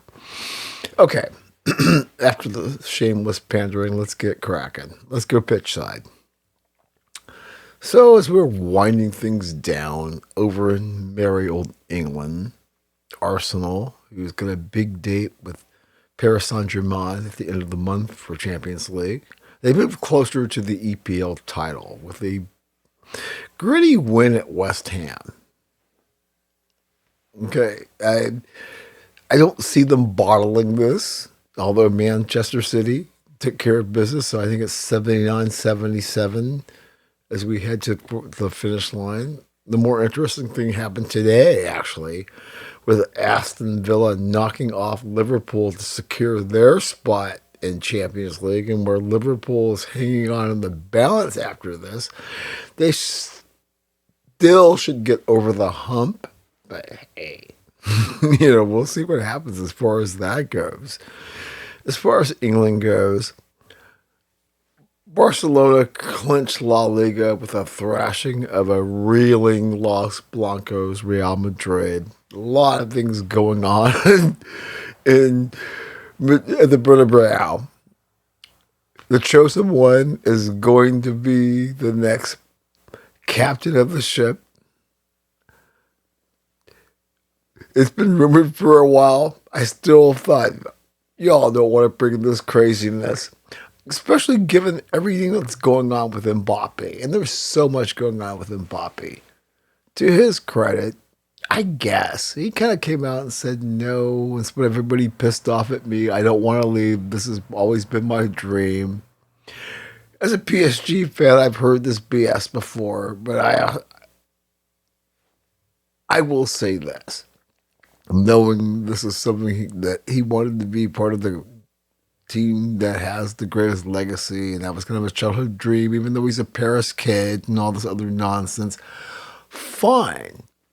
I'm just kind of laughing because the folks, the Madristas, are so getting a healthy dose of the shit sandwich that folks that are real fans of PSG and wrestling with what Mbappe's legacy will be at our club is, and kind of watching this. And we don't want to get too crazy after 2 years. But then again, you think, damn, you were with Messi and Neymar and Di Maria and a cast of other badasses. And it's so crazy. I know I'm off the tracks here, but I had to say this. Because I care. I just have to say this. It is crazy that PSG squad, as good as those names I've dropped, the squad that PSG has now is actually better. And I would say I would take that team right now against some of these guys, even in their freaking prime, for whatever that's worth. In spite of what may or may not happen at the end of the month. I say, okay, this team still has a chance to, as long as Lucho is there, Luis Enrique. Anyways, but it's interesting though, because Florentino Perez, the head honcho of the Bernabeu, apparently he offered his players a $500,000 bonus if they had been able to beat Bayern Munich. Which really tells me, oh, you really are still sticking for PSG winning after you got Mbappe on a free, and the hassles they went through and the disdain you have for the red and blues, which I'm okay with. And like I said, it's so funny. You're offering $500,000. Meanwhile, the fans boo Mbappe on the pitch, which is deal or no deal.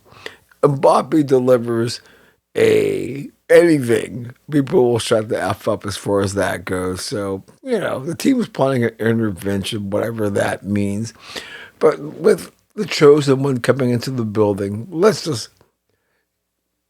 we'll like grab the kernels and, the little popcorn popper. We won't plug it in yet because we got to see what this is going to look like with the chosen one, Mr. Jose, taking over. Yeah, incredible stuff going on there. Okay. Speaking of PSG, basically, I talked about this a little bit yesterday. They won their 12th title in the QSI era. Now they can just focus everything for the end of the month at Arsenal. So it'll be interesting to watch the spectacle as they close the season out against Paris FC. As you know, those two stadiums are 44 meters apart. PSG looking for a little payback after getting bounced from the Coupe de France from their neighbors who were 44 meters across the street. So that'll be a fun watch come this weekend. Speaking of the vanquished, props to Bayern Munich getting Mr. Neuer the sign for one more year, which will be a 16th in between the pipes, is Bayern Munich's wall against all peril. Guy's still a badass deep in his career, like Hugo Lloris and all these great goalies as far as that era is concerned. So cool. Over in MLS, LAFC, very concerning. The CONCACAF curse striking once again. What are they? They've won one match in 7. And in the last 3 or 4, ever since the nightmare of going up to Toluca at 8,800 feet, they've been total ass. Straight total ass. Lots of content creators are having a feast as far as LAFC being complete poop. A big takeaway, Miami.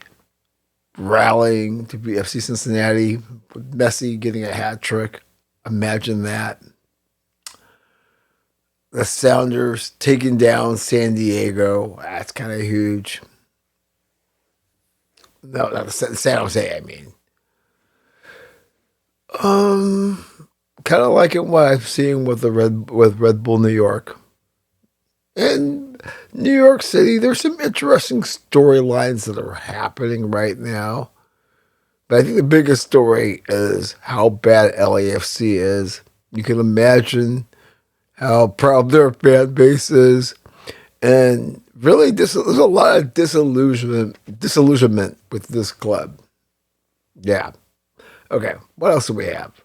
We have Seattle. They're going to apparently roll out a floating pitch hospitality center. This seems to be something that's going to be in the future where you take some kind of barge or something. Probably like that stadium that's going to be passed around from World Cup to World Cup. Take some, freight cars or something like that and build like this little floating city. And I think you're going to see more of that as far as sports is concerned as we move forward. And what the hell? More fun.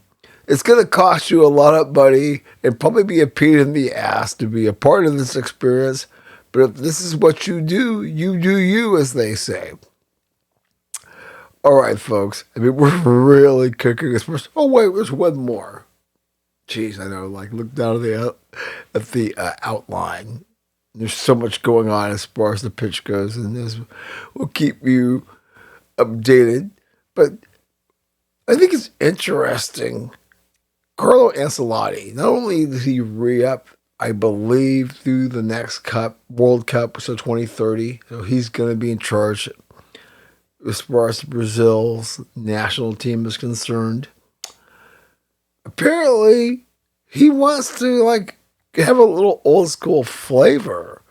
And Neymar and Thiago Silva are both under consideration as far as the World Cup rosters are concerned. I think T. Silva being long in the tooth and Ney just being, Ney. Why would that be a possibility? But then again, content and context before everything. So let's see what happens as far as this goes. All right, folks, we're cooking. When we return, we'll do a closer look, re-opinionate, and maybe drop a few salty takes. We'll see how it goes. We'll see you on the other side.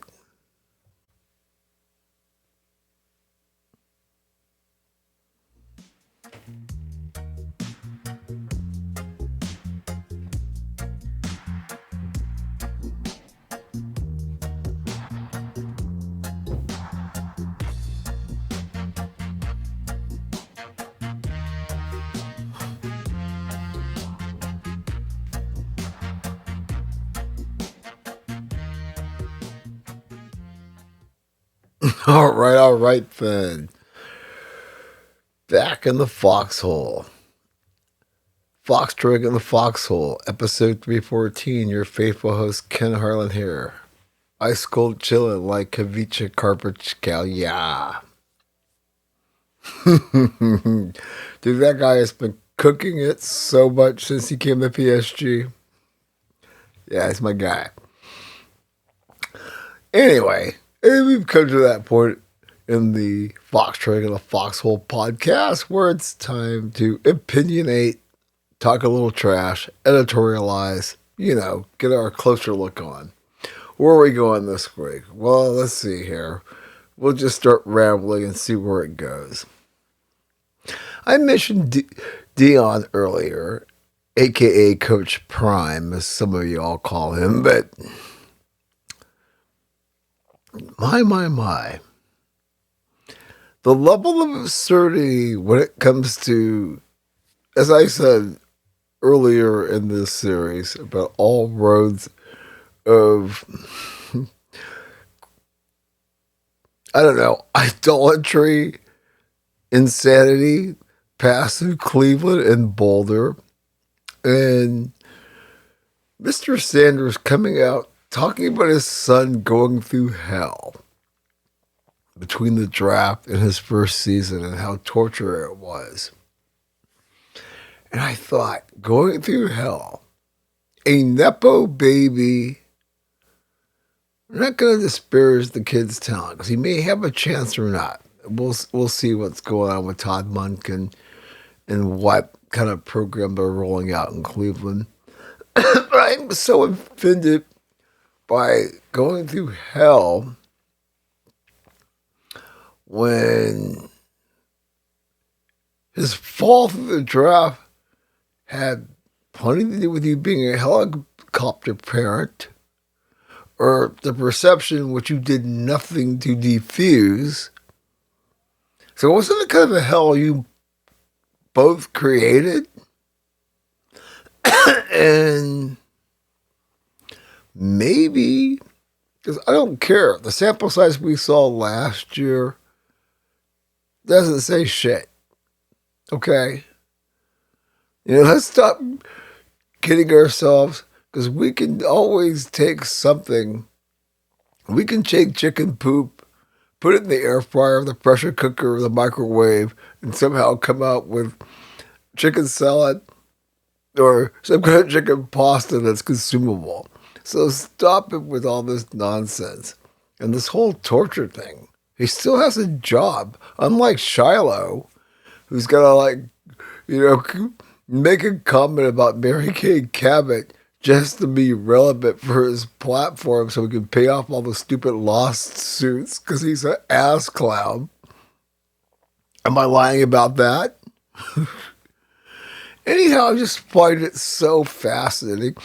And unlike 2 or 3 years ago where people would be like, yeah, they're doing our kings wrong, I think the fatigue factor where folks, they're not going to go out and be overt like this. They're kind of in agreement with where I am. It's just like, yeah, whatever. I said, all you clowns, yeah, man, give it time. In 2 or 3 years, he's going to be able to put together a squad that can win a chip. When anybody that's got any game who runs from there, the first thing they say is, man, I may have to have my nose desanitized for 2 years to get over the stench that's still the Mercedes as JP and the Bay Area, by way of Tallahassee hippies used to say. If you know, you know, as far as that one is concerned. Oh my goodness. But in the end, to me, it's just another sign of how stupid we've become, where there are folks who are like, yeah, it's been so trying for these two and what they've been through. We're talking about somebody like Dion, who's been given exalted status, and his Nepo baby son talking about the struggle and going through hell. And somehow there are people who are like, yeah, I so feel for them in this oppressive world. But an exalted one and a Nepo baby can talk about going through hell. Somebody make it make sense for me, please. What else do we have? Let's go circle back to LeBron and the Lakers. I can sit here for the next hour because I'm a Lakers fan. But I'm going to keep this simple. Have you ever seen this one before? Stop me, stop me, stop me. Tell me if you've heard this one before. I don't love you. Somebody who is an all-time great in some people's minds could be on Mount Rushmore as far as NBA royalty is concerned, where the fan base cannot wait for you to go. Maybe it's not even, you can't even scale it. Like Peyton basically being a mummy his last year in Denver and somehow getting that chip. No, this is a whole other level. Even Tom Brady, with the piano on his back, being 8-9 his last year in Tampa.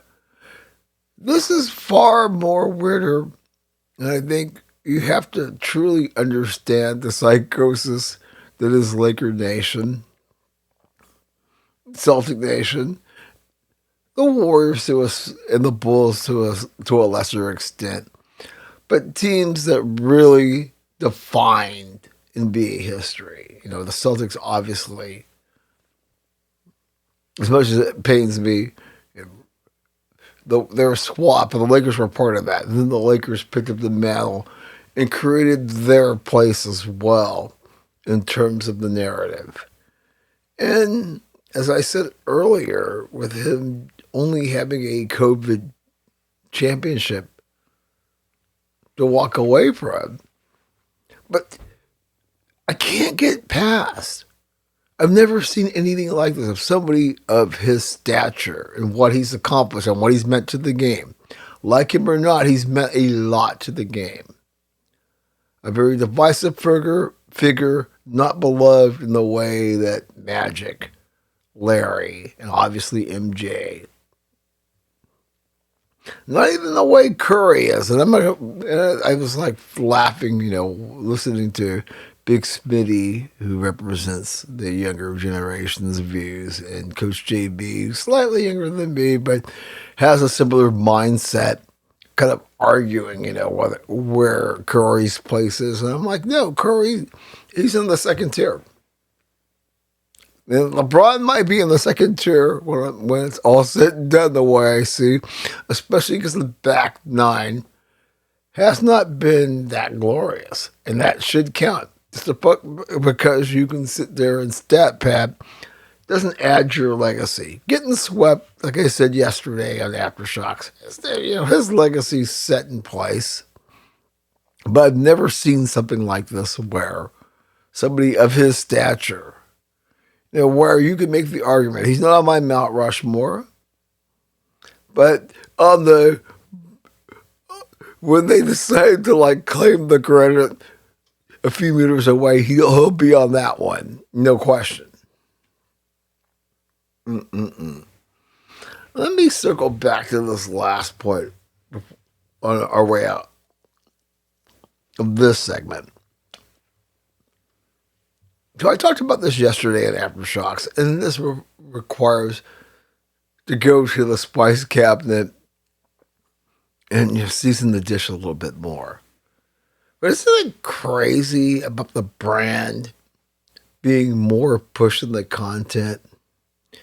And there's just so many endless examples. Obviously the whole thing with Rapes and Rossini, the ongoing nexus with Stephen A. Smith, and weirdos like Skip Bayless, who've become so irrelevant, desperately hoping to get a little splash so they can be a part of the Matrix once again.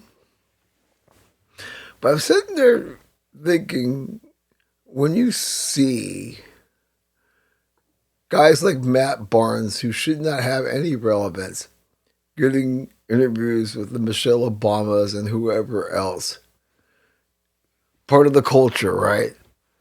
But when do we get back to actually what happens on the game, on the field, the game of play? I've been watching Jason Whitlock and Fearless, and I always talk about his band of content creators, as I call them, the revolutionaries,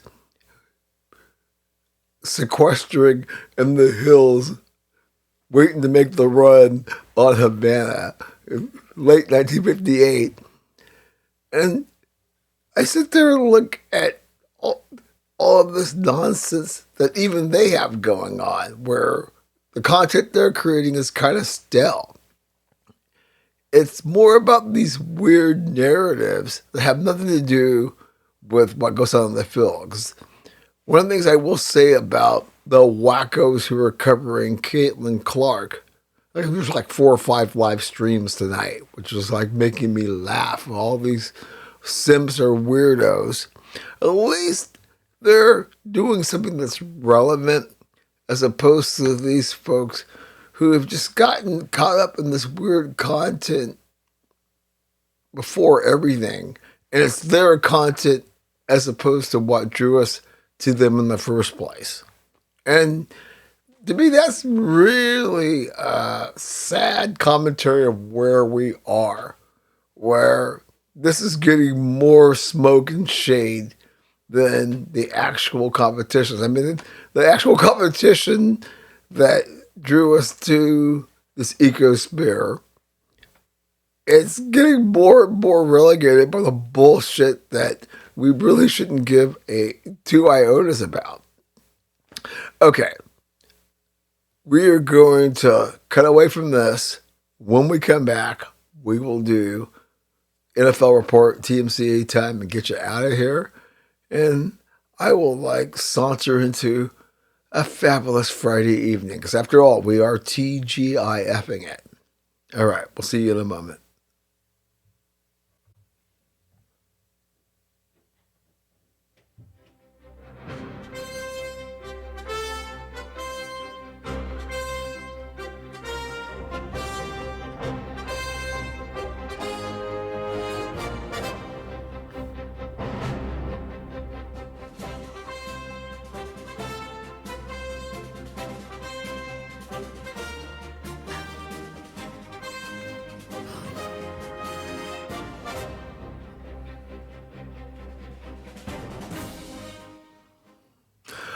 All right, then, as we approach the final lap of episode 314, let's talk the No Fun League. A lot of stuff going on there, as we talked a little bit yesterday when we dropped Aftershocks 044. The schedule and the aftershocks that come with that as people make their travel plans, plan their psychosis for later in the year. So a lot of fun going on there.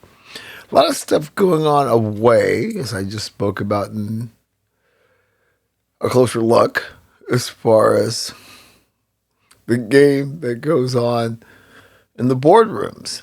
And that cat in Florida who is pushing to get rid of the Rooney Rule and some of the things that may favor minority hirings, that we find out the NFL pulled out of its minority offensive coordinator requirement. Outside pressures obviously driving that, even though the NFL will tell you otherwise. As we saw in this past coaching cycle, I don't think the pressure from the outside is as intense as the woke sports media would like you to believe it is. I think what the conversation that Sean King, the quarterback, not Talcum X, and Whitlock were having, and Sean King cooked him in that sense that, when it comes to some of the moves like the Rooney Rule and the other initiatives, the accelerated programs, they've outlived their usefulness or their effectiveness, and the narratives have changed. Now, you can have deep arguments in terms of, is that something fundamentally wrong with where this country is shifting? But the fact is, let's keep it on the rails and say, this thing has kind of evolved. And where we are, and as I've said on this platform many times, that we're going to have to make some harsh choices when we are about profit-driven and success, and tying those two things together, as opposed to having these Pollyanna notions of fairness and what we like to see, as opposed to the reality of what our end goals truly are. Not rocket science here, folks. Okay. More on this as it evolves, as always. There's a lot of talk about what's going on in the broadcast world. I mean, this whole battle where the NFL is pushing back, saying, in spite of Congress looking into our streaming, we're not going to pull away from our commitment to this is the future. And as long as the NFL can somehow come up with some contrived number that says we still offer 87.2% of our games can be accessed over air. Obviously, that's tying into what you can find in the local market. So don't let the NFL fool you with that horse caca. But nonetheless, they're trying to be clever and make sure that they have more linear offerings, as they should. But the question is, why are you coming after the NFL when I look at the NCAA tournament and other things that are dear to our hearts that are much harder to watch than the NFL? Am I lying? Okay. I spoke about this yesterday. I've had more time to think about it. The NFL and its shameless ploy with basically taking over Wednesday through Friday, Thanksgiving, which is kind of like a trial balloon of what they want when we have an 18-game season. And the truth is, this is bullshit. Because if you follow my platform, how adding these extra nights has killed the Sunday afternoon window, which made the NFL great back in the day as far as these marquee matchups. I don't need a game Wednesday, Thursday, or Friday where I have to scramble, especially in work mode, to pay attention, and who knows whether it's going to be good or not, where I've got like a whole smorgasbord of games on Sunday, where the NFL was meant to play. It's like, just because you can doesn't mean you should, as we like to say on this platform a lot. And it is what it is, but just because it is what it is doesn't mean it is what it's supposed to be. And oversaturation, it's a real thing as far as this is concerned. Anyway, yeah. Thanksgiving Eve, Turkey Day, and the Black Friday showcase. What are we going to have left for that particular Sunday? Come on. It's just one of those things to where because the NFL's Teflon, they'll probably be able to get away with it, and it'll be a success, but it doesn't mean that aesthetically this is the way things are going to be, because this is a trial balloon for things to come later. Okay. So let's lighten it up. What do we have? The next installment of the quarterback series coming on Netflix, which is going to feature Jayden Daniels, JD5, my guy, Joe Flacco. Was just like, wow, you're still hanging on. We're going to be smoking the Baker Bowl, and we're going to have Cam Ward, which is funny that Cam Ward, the number one pick, 2 years in a row, no primetime games, where Jayden Daniels, whose team was 5-12, still somehow the NFL wants him to be a star. He's going to be in like 4 or 5 primetime games, which me as a Commanders fan is like, no, I need that 10 a.m. mojo. We were like ass last year. Why are we still on primetime? And no primetime games for the Raiders. Yeah. I know. Speaking of the schedule drop, love, San Diego, or not San Diego, God, I just got to stop. The LA Chargers social media team winning for its performance, especially because they took a rip at Rabes and Rossini, being risque like that. The flip side, the 49ers being ripped for releasing an AI-generated video that was a horse poop. I haven't seen it, but it's really getting slammed universally on the interwebs. Yeah, the fact that we, once again, focusing on the content that's not related to the actual product of the film. Go figure. Then we have Sheriff Gonna Get Ya. Remember him? The legendary Clinton Portis? Yeah, that Clinton Portis. Hell of a running back. And that was interesting. He kind of popped his head out from whatever whatever hole he was hiding under, and had some comments about why he left the game kind of early when he still had plenty in the tank. He was like about 30. But basically said when the Redskins, the name of the franchise at that time, removed Sean Taylor's locker. We all know Sean Taylor's story and how tragic that is. But they removed his locker for, somebody else who was just whoever. He said he lost his passion for the game. And I thought to myself, wow. And I know, being a Redskins fan, going back to like 1969, what that man's passing, the way it happened, and what he meant to that team, and what the future he could have had. I mean, I'd say it took easily 8, 9 seasons for that cloud to go away. So I get it. But I could have liked that he kind of came out and said, yeah, it's broken. And it just makes me go back. I don't even know how to even feel or even articulate.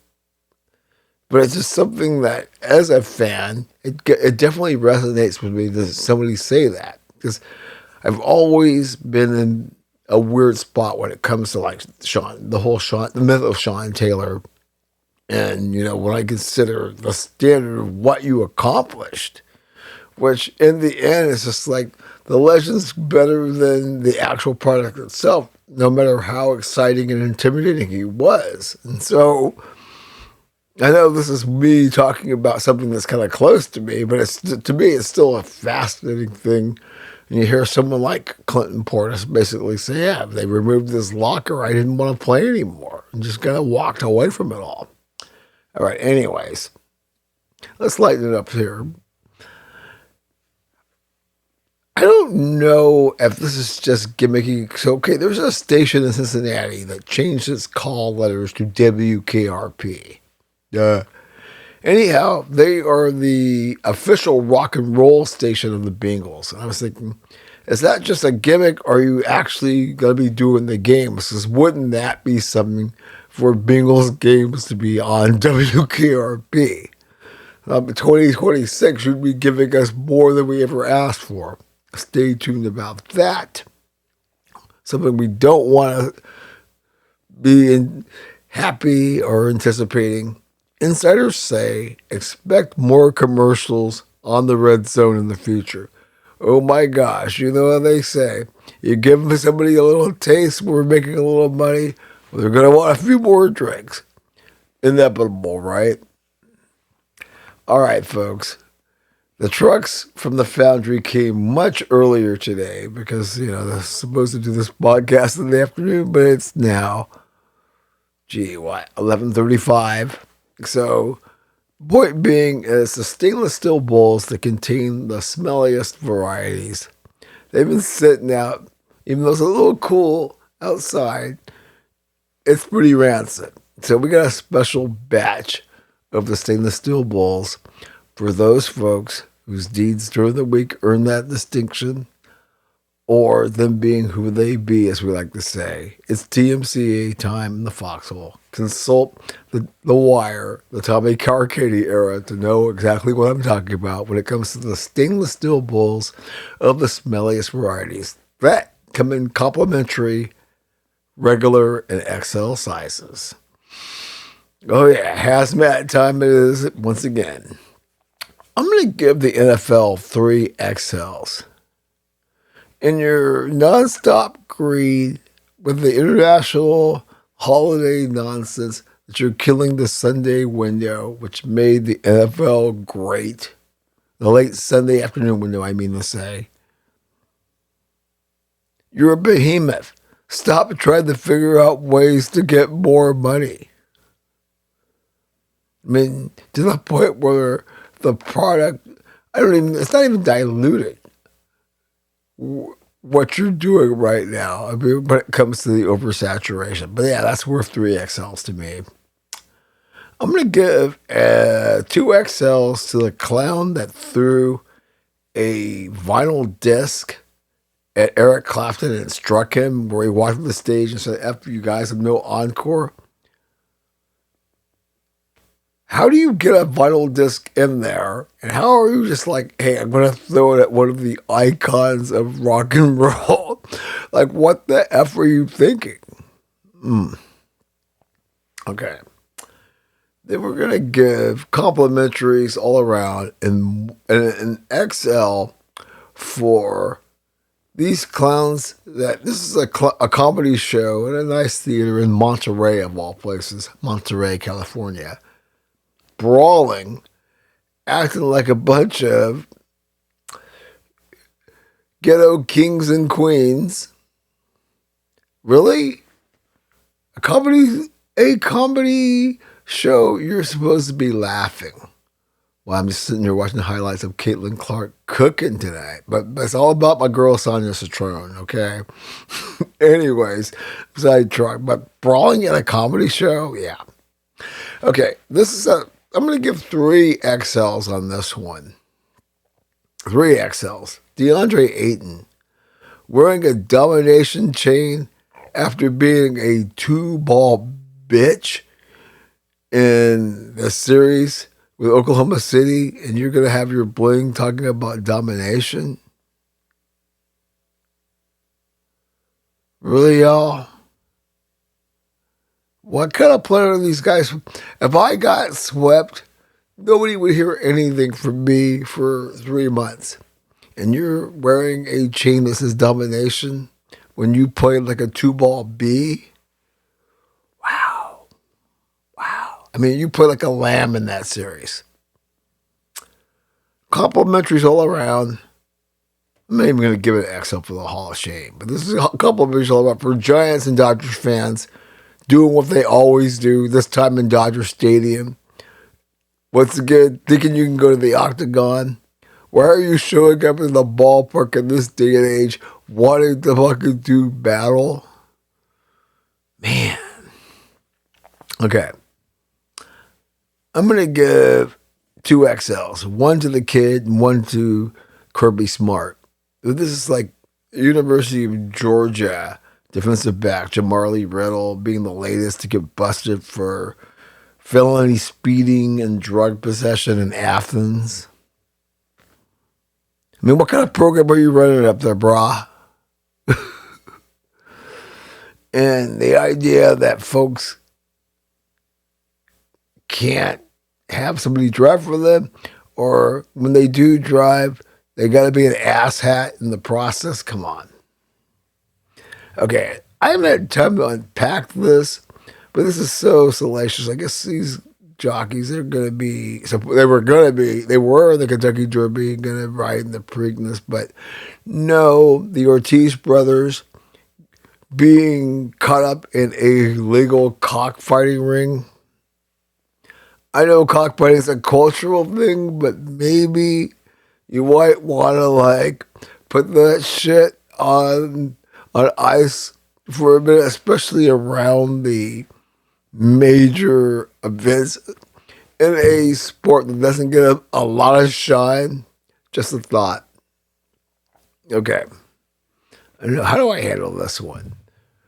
I'm just going to give one for the Hall of Shame and just one. These are 3 XLs. One for the Hall of Shame and 2 to the organization. I'm going to find out more, but the Cars for Kids, 187 Cars for Kids, turning out to be a complete scam to the point where a judge basically dropped an injunction saying you can't show these commercials in Cali anymore. And I've seen this all these years thinking you were helping people out. It was complete bull jive. Wow. Okay, I'm going to give it an XL. It should be 2, but we're going to be nice. Amanda Knox doing stand-up. I mean, this is like gross on fentanyl, if you ask me. I agree with folks like Maureen Callahan, my girl Emily Jahinsky, Megan Kelly, who just said, maybe when you skirt the law, I'm never saying she did it, but how tawdry and how controversial that was, you might not want to sit there and be a fame whore. Just a thought. Okay, lastly, this is a This is a 5-strip. This is for how silly we are. It can be rescinded if I get more information. But from what I know, some fool paying $9 million to have dinner with Chef Curry and Warren Buffett. You did it somehow, some eBay auction, but you paid $9 million to sit and have a meal with 2 other rich guys. If that doesn't state how effed up this world is, I don't know what ever will. Wow. Yeah, $9 million. Okay, folks, we have reached the finish line of episode 314. Thank you all, as always, for bearing with me. It's been a rough haul. Technical issues and timelines and everything else over the past couple of weeks. We're almost at a better place, so we appreciate your patience. We want you to always like, subscribe, tell your friends to do the same. YouTube, Spotify, anywhere you consume this podcast or Aftershocks. A lot of cool things on the horizon as far as FTINFX media is concerned. Stay tuned. We're about to cook, as they say. About to leave some unnecessary stuff behind, which was fun on this journey, but it's time to close the door on that stuff. But the stuff that we're moving towards is going to be what we always intended these platforms to be about. Stay tuned. Enjoy some good food, good drink with the people that truly matter. As they always say, avoid the bracelets. Stay sane and safe. We'll see you soon enough on either Aftershocks or this platform, and who knows where else we may turn out. In the meantime, keep it tight, keep it real, keep it clean.